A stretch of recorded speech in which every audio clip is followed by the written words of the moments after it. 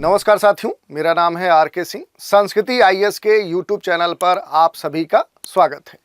आज अपने एपिसोड में हम एक महत्वपूर्ण न्यूज की चर्चा करने वाले हैं। ये जो न्यूज है ये जुड़ती है अरब देश सऊदी अरब से, जो कि सऊदी अरब ने पाकिस्तान के खिलाफ एक सख्त फरमान जारी किया है।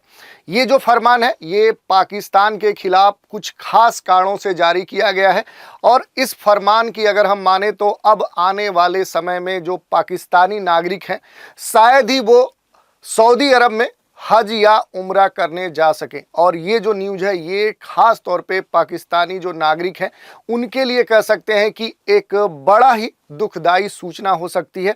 तो इसी न्यूज़ की चर्चा आज हम करेंगे और इससे जुड़े हुए जो भी महत्वपूर्ण तथ्य होंगे उन पर भी संक्षिप्त रूप से बात करेंगे। चलिए देख लेते हैं। सबसे पहले हम बात कर लेते हैं न्यूज़ की जो चर्चा में है। तो न्यूज़ की बात करें तो बहुत सारे जो न्यूज़ चैनल हैं, जो समाचार पत्र हैं, उन्होंने इस न्यूज़ को विशेष तौर पर प्रकाशित किया है। जैसे आप देखिए यहाँ पर न्यूज़ 18 ने प्रकाशित किया है, पाकिस्तानी भिखारियों से टेंशन में है सऊदी अरब।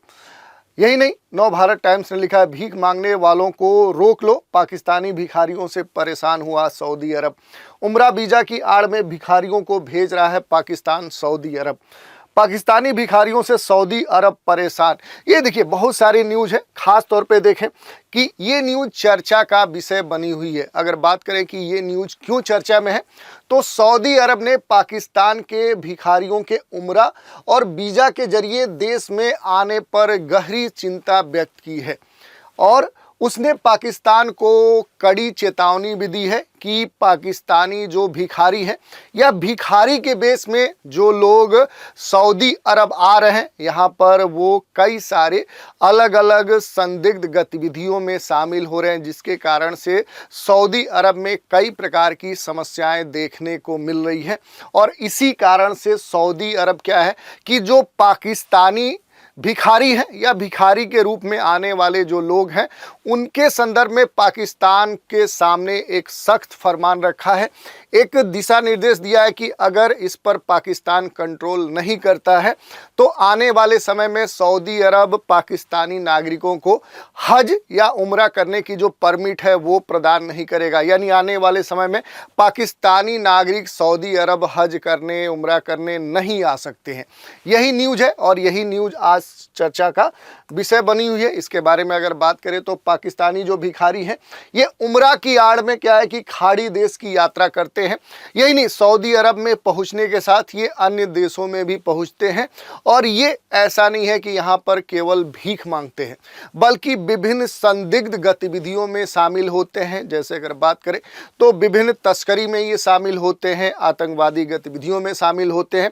यहाँ से इनका पूरा एक सर्किट इसका स्टार्ट होता है और इसके ये पार्ट बन जाते हैं और फिर कई सारे कह सकते हैं कि इस तरह की गतिविधियों में शामिल होते हुए ये क्या है कि पूरे विश्व के सामने संकट के रूप में उभर रहे। यही समस्या है जिसके कारण से सऊदी अरब चिंतित है। इसकी अगर बात करें तो ज़्यादातर लोग उम्रा वीज़ा पर सऊदी अरब आते हैं। इसके लिए जो वीज़ा है, सऊदी अरब में जो वीज़ा खास तौर पर एक खास समय होता है जब यहाँ पर पूरे दुनिया के लोग यहाँ पर उम्रा करने हज की यात्रा के लिए आते हैं। तो उसी की आड़ में जो पाकिस्तानी नागरिक हैं या दूसरे देशों से पाकिस्तान में जाकर गलत तरीके से वहाँ का वीज़ा या वहाँ का पासपोर्ट बनाकर वहाँ से फिर क्या है कि वो सऊदी अरब में प्रवेश करते हैं और फिर विभिन्न उद्देश्यों को अंजाम देते हैं। तो इसी के बारे में कहा जा रहा है कि ज़्यादातर जो लोग हैं वो उम्रा वीज़ा पर सऊदी अरब आते हैं और फिर भीख मांगने से जुड़ी हुई गतिविधियों में शामिल होते हैं। सऊदी जो राजदूत नवाब बिन सैद अहमद अल मलिकी है, इनके साथ बैठक में गृह मंत्री मोहसिन नकवी ने उन्हें भरोसा दिया था कि सऊदी अरब में भिखारियों को भेजने के लिए जो जिम्मेदार माफिया हैं, अब देखिए बात किसकी हो रही है, पाकिस्तान में भिखारियों को भेजने के लिए एक माफिया तंत्र भी विकसित हो चुका है और ये वहां की सरकार मान रही है कि पाकिस्तान में क्या है कि इस तरह का माफिया तंत्र एक्टिव है और उसके खिलाफ सख्त कदम उठाए जाने की बात पाकिस्तानी सरकार के जो अधिकारी हैं उन्होंने स्वीकार की थी। तो इतना तो क्लियर है कि पाकिस्तान में इस तरह का खुफिया तंत्र एक्टिव है, ये वहां की सरकार मान रही है, जिसके द्वारा क्या है कि सऊदी अरब में तो यहाँ पर लोगों को भेजा जा रहा है भिखारी के रूप में, बल्कि अन्य देशों में भी इस तरह की गतिविधियां चल रही है इस प्रकार के विभिन्न संदिग्ध आड़ में। तो ये हमने देखा। इसके अलावा अगर बात करें कि ये पूरा मामला क्या है, तो मामला तो हम समझ चुके हैं कि सऊदी अरब ने उम्रा और हज की आड़ में अपने देश में आने वाले पाकिस्तानी भिखारियों की जो बढ़ती संख्या है और जो इनके द्वारा अंजाम दी जाने वाली जो संदिग्ध गतिविधियां हैं उस कारण से काफ़ी परेशान है और इस पर चिंतित भी है। सऊदी अरब ने पाकिस्तान से उन्हें खाड़ी देश में प्रवेश करने से रोक लगाने के लिए इनसे जुड़ी हुई जो कार्रवाई हो सकती है उस पर भी विचार कर रहा है। अगर एक्सप्रेस जो ट्रिब्यून है इस अखबार की माने तो सऊदी अधिकारियों ने चेतावनी दी है कि अगर इनको कंट्रोल नहीं किया गया तो इसका दुष्परिणाम पाकिस्तान को भुगतना पड़ सकता है। यानी आने वाले समय में जो विभिन्न संबंध है पाकिस्तान और सऊदी अरब के बीच में वो भी प्रभावित होंगे, बल्कि सबसे ज़्यादा इसका जो प्रभाव होगा वो पाकिस्तानी जो नागरिक हैं उनके ऊपर होगा कि वो चाह कर भी हज या उम्रा करने यहाँ पर नहीं आ सकते। तो ये एक महत्वपूर्ण बात है। सऊदी जो हज मंत्रालय है इसने पाकिस्तान के धार्मिक मामलों के मंत्रालय को चेतावनी जारी की है, जिसमें उम्रा वीज़ा के तहत पाकिस्तानी भिखारियों को खाड़ी देश में प्रवेश करने से रोकने के लिए कार्रवाई करने का आग्रह किया गया। यही नहीं, इस चेतावनी के बाद पाकिस्तान के धार्मिक मामलों के मंत्रालय ने उम्रा अधिनियम लाने का फैसला किया है।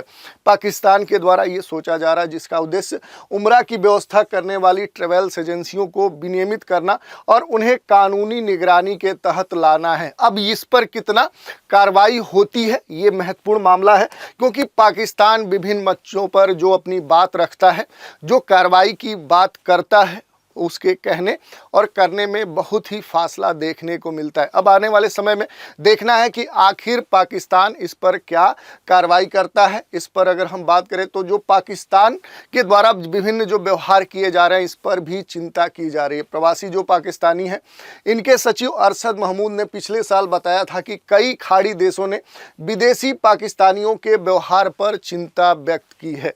विशेष रूप से उनका जो कार्य है वो संदिग्ध रहा है, उनका जो एथिक्स है वो ठीक नहीं रहा है, उनके व्यवहार के साथ उनकी जो विभिन्न आपराधिक जो गतिविधियां हैं उनमें शामिल होने के कारण अरब के कई सारे देश पहले से ही परेशान हैं।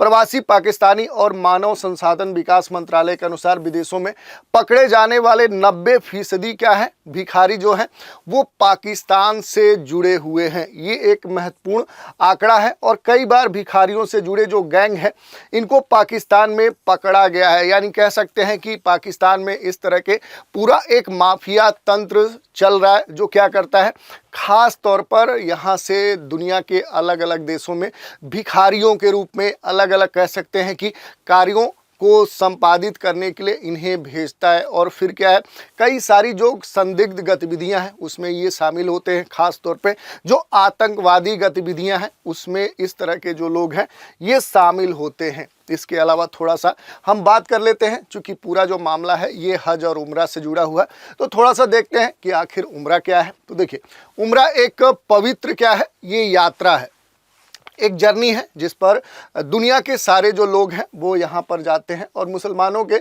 दिलों में इसका बड़ा ही महत्व है। ये एक प्रिय सुन्नत है जो किसी के विश्वास को ताज़ा करने और किसी की आत्मा को शुद्ध करने का एक अनूठा अवसर प्रदान करती है, कह सकते हैं एक तरीका है। ये मोहम्मदन धर्म जो है, जो रिलीजन है, उसमें बड़ा ही इसका महत्व है। और तीर्थयात्री यहाँ पर जाते हैं, अपने कर्मों की क्षमा मांगते हैं, ईमानदारी से दुआ करते हैं, प्रेयर करते हैं, अल्लाह के साथ एक करीबी संबंध बनाने का लक्ष्य रखकर यहाँ पर लोग जाते हैं। यह मुसलमानों के द्वारा की जाने वाली एक तरह से पूजा का ही कार्य है, वर्शिप है। और इसमें तीर्थयात्री मक्का के धन्य शहर की कह सकते हैं यात्रा करते हैं, जहाँ पर प्रतिष्ठित काबा इस्लामी आस्था का केंद्र और पूजा की केंद्रीय दिशा है। और यहाँ पर अनुष्ठानों का पूरा एक कह सकते हैं सेट है, एक पूरी प्रक्रिया है। इस पर भी हमने चर्चा किया था एक एपिसोड में कि कैसे ये पूरा प्रक्रिया चलती है, कितने दिनों तक चलती है, इसमें कौन कौन से कर्म कांड किए जाते हैं, कौन सी गतिविधियां संचालित की जाती हैं, उसका मीनिंग क्या है। इस पर हमने डिटेल से एक एपिसोड भी बनाया था। और यहाँ पर पैगंबर ने हमें अपने जीवन में कम से कम एक बार उम्रा करने के लिए प्रोत्साहित किया था, ये बात कही गई है यहाँ पर। इसके अलावा अगर हम बात कर ले जो हज है, हज भी क्या है, ये भी उसी से जुड़ा हुआ क्या है, पवित्र तीर्थ यात्रा है जो इस्लाम का 5वां स्तंभ है। जो 5 कह सकते हैं कि यहाँ पर मूल्य बताए गए हैं, उसमें से ये एक स्तंभ है।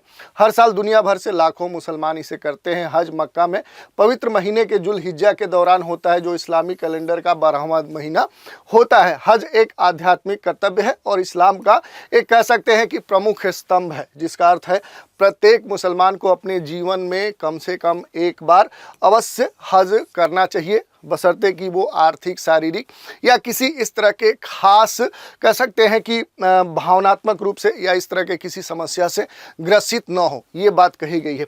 इसके साथ ही अगर हम बात करें कि पूरा मामला कहाँ से जुड़ता है, तो ये सऊदी अरब से जुड़ता है। तो थोड़ा सा सऊदी अरब के बारे में भी हमें जानना होगा कि आखिर सऊदी अरब है कहाँ। तो इसके लिए हमें जाना होगा विश्व मानचित्र पर। यहाँ पर आएंगे तो आपको सऊदी अरब यहाँ पर पश्चिम, अगर एशिया के तरफ जाएं तो वहाँ पर आपको देखने को मिलेगा, ये सऊदी अरब है। यहाँ पर अगर सबसे महत्वपूर्ण बात जो देखें वो ये है कि सऊदी अरब जो देश है, ये अरब का एक महत्वपूर्ण देश है। अरब जो पूरा प्रायद्वीप है उसका एक बड़ा क्षेत्र ये कवर करता है। इसके अलावा इसकी जो अंतर्राष्ट्रीय सीमा है ये कई सारे देशों से लगती है। इसी कारण से ये महत्वपूर्ण हो जाता है कि इसकी जो अंतर्राष्ट्रीय सीमा से लगने वाले देश हैं उनसे जुड़े होने के कारण इसके जो संबंध है वो अंतर्राष्ट्रीय स्तर पे काफ़ी विकसित हैं। और इसी कारण से देखें तो यहाँ पर इसकी जो अंतर्राष्ट्रीय सीमा है वो कई सारे देशों से लगती है। जैसे देखिए इधर अगर सऊदी अरब के दक्षिण में आएंगे तो यहाँ पर एक यमन देश देखने को मिलेगा। फिर और इसके पूरब में बढ़ेंगे तो यहाँ पर ओमान देखने को मिलेगा। तो पहला यमन हो गया, दूसरा ओमान होगा। और उत्तर में बढ़ेंगे तो यहाँ पर संयुक्त अरब अमीरात UAE देखने को मिलेगा। तो 3 देश यहीं पर हो गए। और आप आगे बढ़ेंगे तो यहाँ पर कतर देखने को मिलेगा, तो चौथा देश कतर हो गया। और आगे बढ़ेंगे तो यहाँ पर आप देखिए इराक आपको देखने को मिलेगा। तो इस तरह से और आगे बढ़ेंगे तो इधर जॉर्डन आपको देखने को मिलेगा। तो ऐसे क्या है कि इससे कई सारे जो देश हैं, लगभग 7 देशों की जो सीमाएं हैं वो इससे लगती हैं। ये महत्वपूर्ण आप कह सकते हैं कि यहाँ से 1 2 3 4 5 6 और ये 7, कुल 7 देशों की जो अंतर्राष्ट्रीय सीमा है वो सऊदी अरब से लगती है। इसके अलावा अगर बात करें तो जो अरब प्रायद्वीप है उसका लगभग क्या है कि 80% जो भाग है अरब प्रायद्वीप का, अगर हम बात करें तो इस प्रायद्वीप का 80%, आप 80% समझ सकते हैं कि ये क्षेत्र अकेले कवर करता है। इसके अलावा यहाँ पर अगर जलीय क्षेत्र की बात करें तो देखिए इसके अगर आप पश्चिम में आएंगे तो यहाँ पर रेड सी आपको देखने को मिलेगा। गल्फ ऑफ अकाबा जो है ये एक महत्वपूर्ण जलीय क्षेत्र है, इसकी अवस्थिति भी आपके लिए महत्वपूर्ण है। इसके अगर आप कह सकते हैं कि पूरब में आएंगे तो इधर आइए तो आपको पर्शियन गल्फ देखने को मिलेगा। तो ये यहाँ के कुछ महत्वपूर्ण जलीय क्षेत्र हैं, यानी लाल सागर, फारस की खाड़ी। इसके अलावा यहाँ पर अगर इस पूरे क्षेत्र में आएंगे तो देखेंगे तो बहुत सीमित क्षेत्र है जो बड़ा ही उपजाऊ या कहें तो मानव के रहने के लायक है। अधिकांश क्षेत्र आप देखेंगे तो रेगिस्तानी है, डेजर्ट है, मरुस्थली है। यहाँ पर 2 बड़े मरुस्थल आपको देखने को मिलेंगे। उत्तरी भाग में आएंगे तो अन्नाफूज जो डेजर्ट है ये यहाँ बड़ा ही महत्वपूर्ण है। ये बालू के बड़े बड़े टीले यहाँ पर आपको देखने को मिल सकते हैं। इसके अलावा अगर इसके दक्षिण में आएंगे तो यहाँ पर क्या है कि रब अल खाली एक महत्वपूर्ण डेजर्ट आपको देखने को मिलेगा। इसके अलावा यहाँ पर देखिए तो जो ट्रॉपिक ऑफ कैंकर है ये भी सऊदी अरब से गुजरती है, तो ये महत्वपूर्ण है। इसके अलावा यहाँ पर कई सारे आपको लोकेशंस भी देखने को मिलेंगे। अगर नदियों की बात करें तो यहाँ पर कोई महत्वपूर्ण नदी आपको देखने को नहीं मिलेगी। इसके अलावा यहाँ पर अगर पर्वतों की बात करें तो उत्तर में क्या है कि आपको एक पर्वत देखने को मिलेगा, यानी उत्तर पश्चिम वाले भाग में आएंगे तो यहाँ पर आपको हैजाज पर्वत देखने को मिलेगा। वहीं अगर दक्षिण पश्चिम में आएंगे तो यहाँ भी एक पर्वत आपको देखने को मिलेगा। तो इस तरह से क्या है कि पर्वतों का यहाँ पर पश्चिम इसके भाग में आपको पर्वत देखने को मिल सकते हैं। तो इसके अलावा यहाँ पर देखिए अगर बात कर ले कि सबसे जो सऊदी अरब का सबसे उच्चतम जो स्थान है वो आपके लिए महत्वपूर्ण है, तो यहाँ पर देखिए ये जो आपको ट्रेंगल के द्वारा दिखाया जा रहा है ये क्या है कि सऊदी अरब का सबसे हाईएस्ट प्लेस है। इसका नाम है जबल समदा।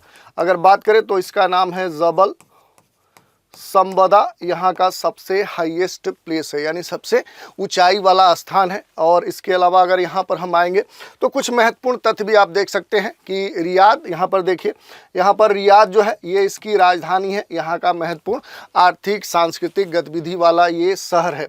इसके अलावा यहाँ पर देखें तो महत्वपूर्ण रूप से जो हमने बात किया तो यहाँ पर देखिए एक पठार नजीद, यहाँ पर ये देखिए नजीद जो पठार है, जो नजीद प्लेटू है, इसके पूरब में ही ये क्या है कि रियाद जो शहर है, या कहिए कि सऊदी अरब की जो राजधानी है वो यहाँ पर अवस्थित है।